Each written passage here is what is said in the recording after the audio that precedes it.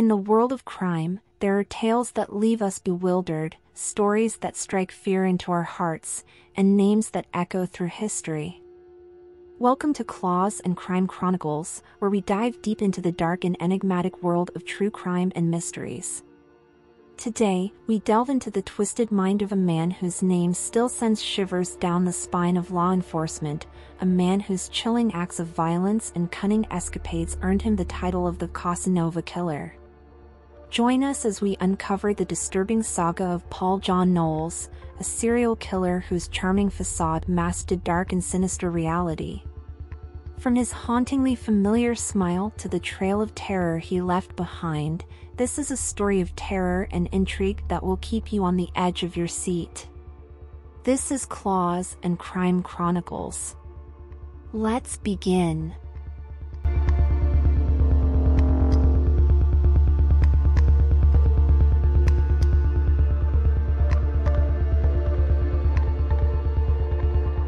Paul John Knowles, nicknamed the Casanova Killer due to his attractive appearance and charming personality, was an American serial murderer connected to the deaths of 18 individuals in 1974, although he claimed responsibility for 35 killings. Born on April 25, 1946, in Orlando, Florida, Paul was raised in foster care after experiencing a tumultuous upbringing. His encounters with the law began at 19 years old. During his imprisonment in Rayford Prison, Florida, he engaged in a relationship with Angela Kovic, a divorced woman from San Francisco, supported by her financially.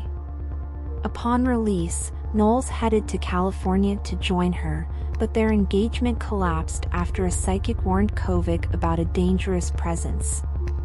She described Knowles as emanating an aura of fear that unnerved her. Though Knowles alleged he committed 3 murders in San Francisco that night, these claims remain unverified. Subsequently, Knowles returned to Jacksonville, Florida, where he was arrested for stabbing a bartender during an altercation. However, he escaped from custody on July 26, 1974, using his skills to pick a lock. Following his escape, Knowles embarked on a 4-month crime spree across multiple states. Initially unconnected, these crimes were later attributed to him after his apprehension. Knowles sent audio-taped confessions detailing his crimes to an attorney, though these tapes were never made public. A grand jury reviewed them in 1975. Unfortunately, all tapes and transcripts were destroyed in a courthouse flood, as reported by the Georgia Bureau of Investigation.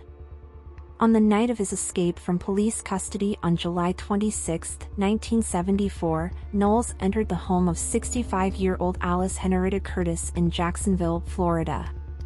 He silenced her, searched her residence for money and valuables, and then took her car. Curtis tragically choked to death due to being gagged during the incident. In his recorded admissions, Knowles asserted responsibility for the killing of a teenage girl he referred to as Alma. In 2011, the Georgia Bureau of Investigation confirmed the victim as 13-year-old Ima Jean Sanders, who vanished on August 1, 1974, in Warner Robins, Georgia. Her skeletal remains were discovered in April 1976. Knowles also claimed involvement in the abduction and murder of 11-year-old Lillian Annette Anderson and 7-year-old Mylette Josephine Anderson near Jacksonville, Florida, on August 1, 1974. However, investigators have expressed skepticism, believing this confession to be untrue as the girl's disappearance remains unsolved. On August 2, 1974, Knowles encountered 49-year-old Marjorie Howie in Atlantic Beach, Florida. She was later found strangled in her home, with her television missing. Later, on August 23, 1974, Knowles forcibly entered the residence of 24-year-old Kathy Sue Pierce in Musella, Georgia. He strangled Pierce to death but left her 3-year-old son physically unharmed. On September 3, 1974, 32-year-old William Bates was last seen in the company of a red-haired man at Scott's Inn, a roadside pub near Lima, Ohio. Following his disappearance, Bates' wife reported him missing. Near the pub, authorities discovered Curtis's vehicle abandoned, while Bates' car was nowhere to be found. In October, Bates' unclothed body was located. He had been strangled and left in the woods. Utilizing Bates' vehicle, Knowles then bound and killed two campers, 62-year-old Emmett Alexander Johnson and 59-year-old Lois Mildred Johnson, at a rest stop near Ely, Nevada, on September 18, 1974. On September 22, 1974, 42-year-old Eben Charlene Hicks was reported missing by her family. Her body was discovered discarded by the roadside on September 25, 1974, near a rest stop outside Seguin, Texas. Hicks had been assaulted and strangled. Her vehicle was located at the rest stop. Knowles appears to have encountered 49-year-old beautician and Jean Dawson on September 23, 1974, in Birmingham, Alabama. The circumstances surrounding her connection with Knowles remain unclear. While traveling together, Dawson took care of expenses. Knowles claimed he murdered Dawson on September 29, 1974, discarding her body in the Mississippi River. Her remains were found by hunters in Mississippi on November 15, 1977. On October 16, 1974, 35-year-old Karen Wine and her 16-year-old daughter Dawn Marie Wine were both bound, assaulted, and strangled during a break-in at their Marlborough, Connecticut, residence. The only item missing from their home was a tape recorder. Investigators believed Knowles to be the assailant.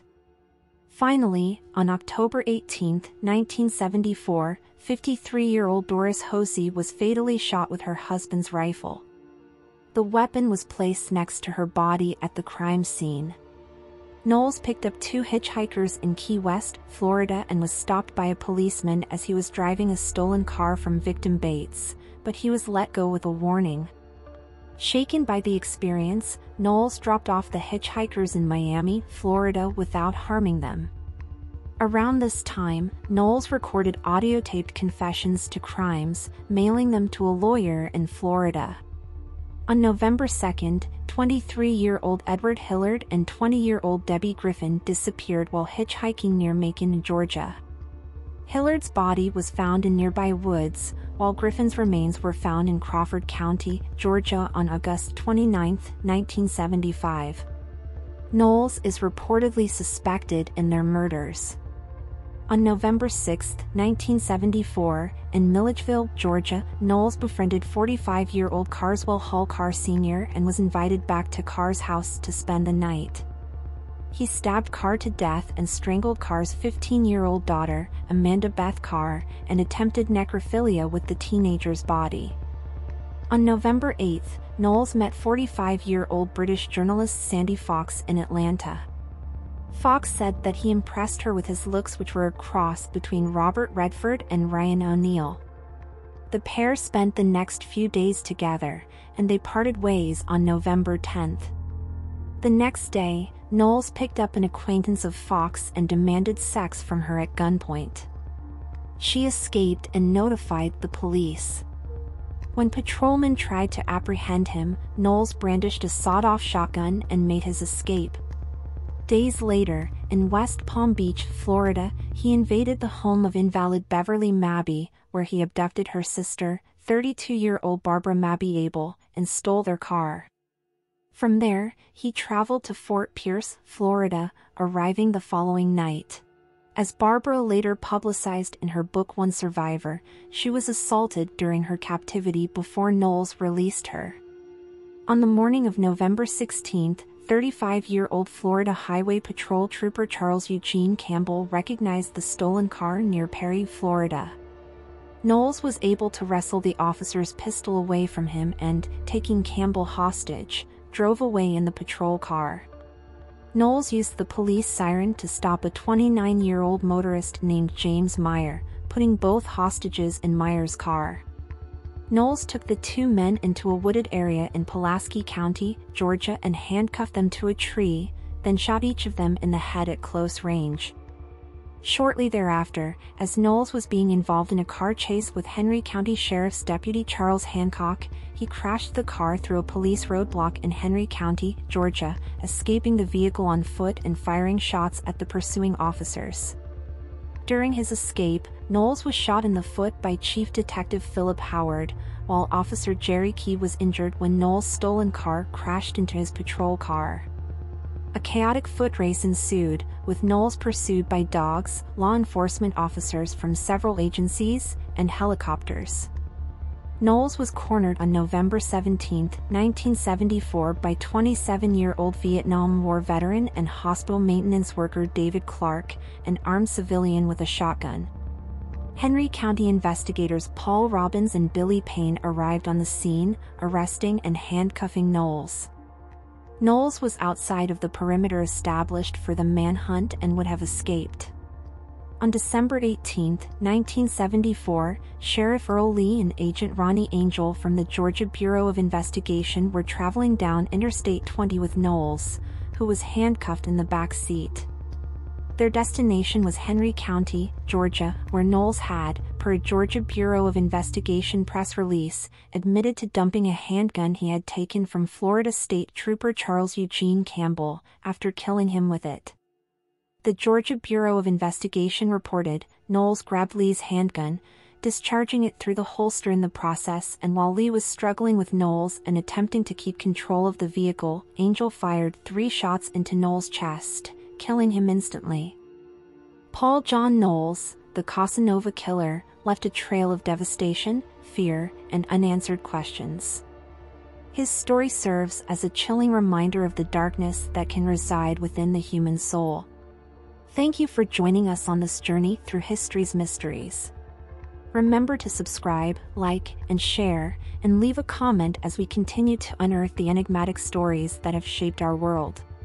Until the next episode, this is Kat from Claws and Crime Chronicles, signing off.